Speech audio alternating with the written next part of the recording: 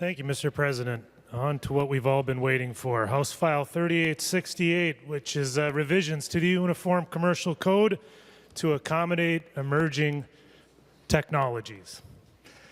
Mr. President, I'll go through here with some probably common questions that people might have about this subject.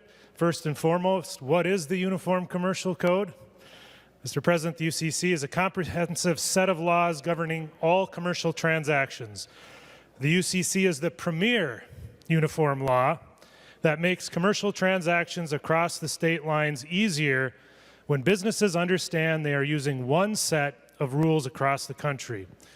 The UCC has been adopted in all 50 states, plus the District of Columbia, with the exception of Louisiana, which has only adopted part of the UCC, which makes them an outlier. And Mr. President, when it comes to the UCC, you don't want to be an outlier. Mr. President, parties to a contract may contract their own way, and when they do, that's what's going to govern. But when they don't, the UCC is the default set of rules that will apply, setting a level of certainty for Americans to conduct business from one state to the next. The next question you might have, Mr. President, is how long have we had the UCC? The first model UCC was adopted in 1952 and first adopted in Minnesota in 1965. The next question you might have is who actually comes up with changes to the UCC? The answer to that question is the Uniform Law Commission, in consultation with the American Law Institute and the American Bar Association. Those three groups periodically look at the UCC to make sure that it stays current and relevant for its purpose of making commercial transactions easier. The next question you might have, Mr. President, is when was the UCC last changed? The answer to that is 2012. So this is the first opportunity for most of us to vote on updates to the UCC, which is very exciting. And what this bill does is, a lot has changed since 2012 in terms of technologies, and that's really the central focus of this bill, to accommodate those new technologies. Mr. President, 19 states have already adopted these proposals, and I believe it's been introduced in 10 other states. Mr. President, the next question is, what are the proposed changes? There's several of them. I'm going to focus on just 5 of them.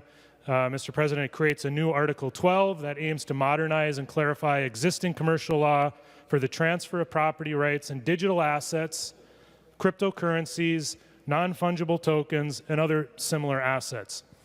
The second thing it does is it modifies Article 9, and it creates the mechanism to create perfection and security interests in those digital assets.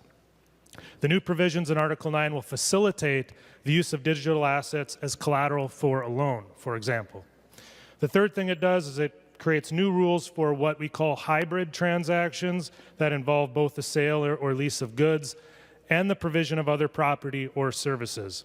The fourth thing it does, it updates rules for electronic negotiable instruments. And the fifth thing that does is it updates terminology to allow for electronic signatures in documents. It does other things, Mr. President, concerning tethered assets, clarifying governing law issues and chattel paper, but the 5 I listed are what I think are the primary changes and highlights of this proposed bill. Finally, Mr. President, what this bill is not.